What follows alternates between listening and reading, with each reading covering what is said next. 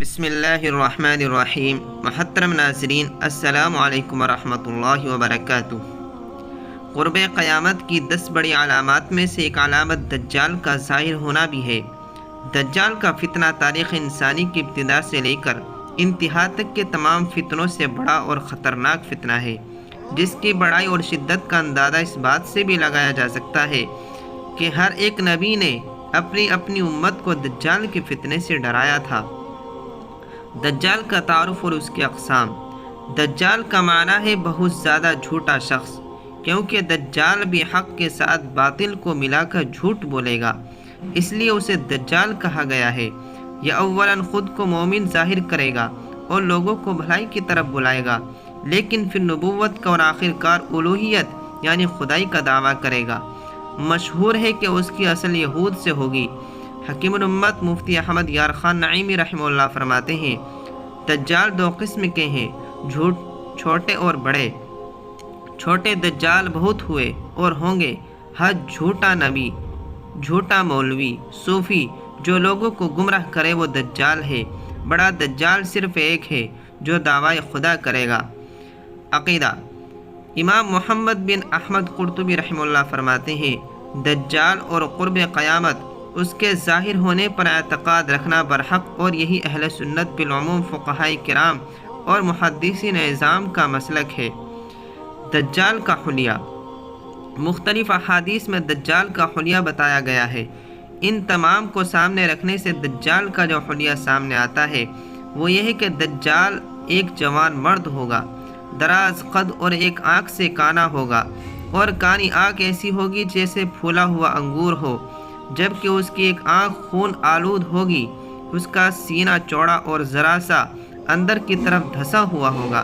دجال کی پیشانی چوڑی ہوگی اور دونوں آنکھوں کے درمیان کافارا یعنی کافر لکھا ہوا ہوگا، جسے ہر مسلمان پڑھ سکے گا، چاہے اسے پڑھنا آتا ہو یا نہ آتا ہو، اور اس کے بال گھنگریالے ہوں گے۔ دجال کا خروج۔ دجال کے نکلنے سے پہلے دنیا کی بہت بری حالت ہوگی، جیسا کہ احادیث مبارکہ کے مضامین سے پتہ چلتا ہے کہ اس کے نکلنے سے 3 سال پہلے ہی دنیا میں عام قحط پھیل جائے گا۔ پہلے سال آسمان 1/3 بارش اور زمین 1/3 پیداوار روک لے گی۔ دوسرے سال آسمان 2/3 بارش اور زمین 2/3 پیداوار، جبکہ تیسرے سال آسمان ساری بارش اور زمین ساری پیداوار روک لے گی، حتیٰ کہ آسمان شیشے کا اور زمین تانبے کی ہو جائے گی۔ اس خشک سالی کے سبب تمام چوپائے ہلاک ہو جائیں گے، فتنے اور قتل و غارت گری عام ہو جائے گی، آدمی ایک دوسرے کو قتل اور جلا وطن کر رہے ہوں گے۔ تب دجال مشرق کی سمت ایک اصبہان یا خراسان نامی شہر سے نکلے گا۔ یہ قحط کے علاوہ علمی اور روحانی قحط بھی برپا ہوگا۔ دین کے سلسلے میں لوگوں میں ضعف پیدا ہو چکا ہوگا، علماء اور دیندار لوگوں کی قلت ہو جائے گی۔ زمین پر قیام کی مدت اور چکر۔ دجال زمین پر 40 دن رہے گا، جن میں سے 1 دن 1 سال کے برابر، 1 دن 1 ماہ کے برابر اور 1 دن 1 ہفتے کے برابر، جبکہ باقی ایام سال کے عام دنوں کی طرح ہوں گے۔ اس مدت میں دجال اپنے گدھے پر سوار ہو کر ساری دنیا کا چکر لگائے گا۔